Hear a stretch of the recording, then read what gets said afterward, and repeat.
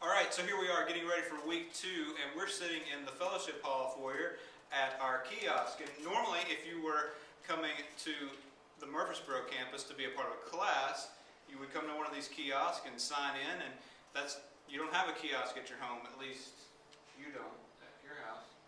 But we still would like you guys to let us know who's in your group. We want to make sure that everybody's accounted for, because we want to make sure we know who's plugged in and who's not. Well, how will they do that, Matt? That's a great question, Jason.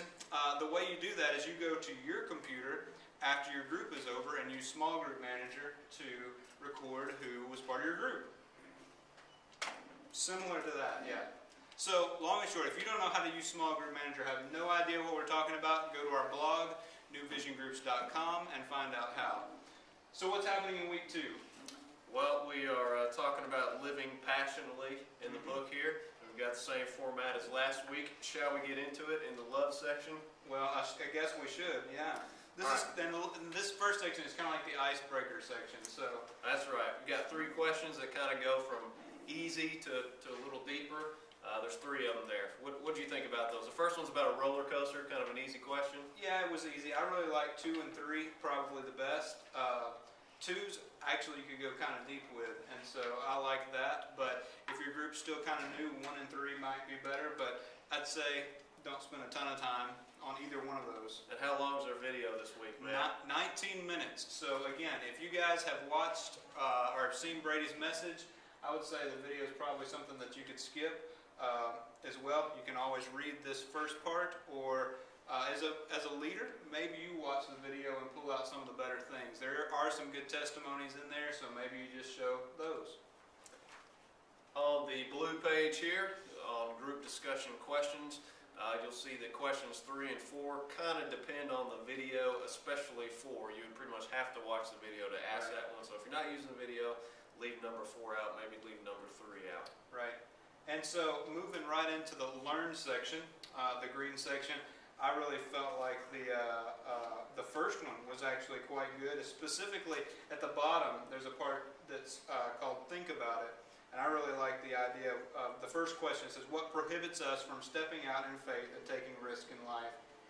I think that's a really strong question, and something that they pull that example straight from Scripture. So yeah, I had the same thoughts. First couple questions I really liked.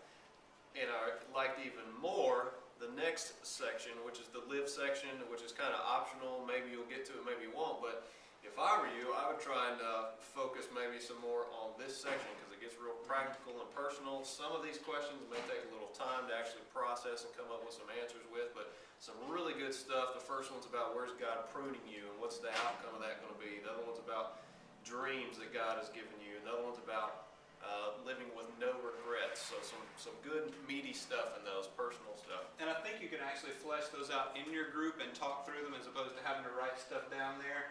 I really like the leave section of this one. It's the time inventory project. And I know for me, I'll just be honest with you, time and where I spend my time right now is a big deal for me personally. So this is really right in the middle of what I'm going on in my life. This will be a good thing that your group agrees to do together, but maybe not in your group time.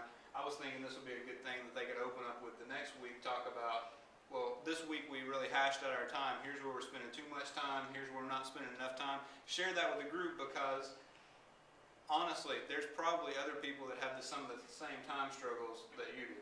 Yeah, I think most of us are pretty busy, and that's a pretty big deal. I've done this in small groups before, and it's been really powerful just to get on paper in front of you and discuss with each other what's going on.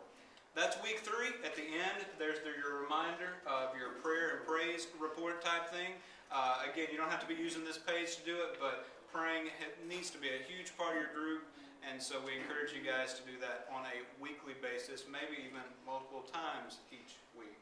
Other than that, have a great week. If you don't know how to use Small Group Manager, newvisiongroups.net, or call Cindy Kaizo at 895-7167.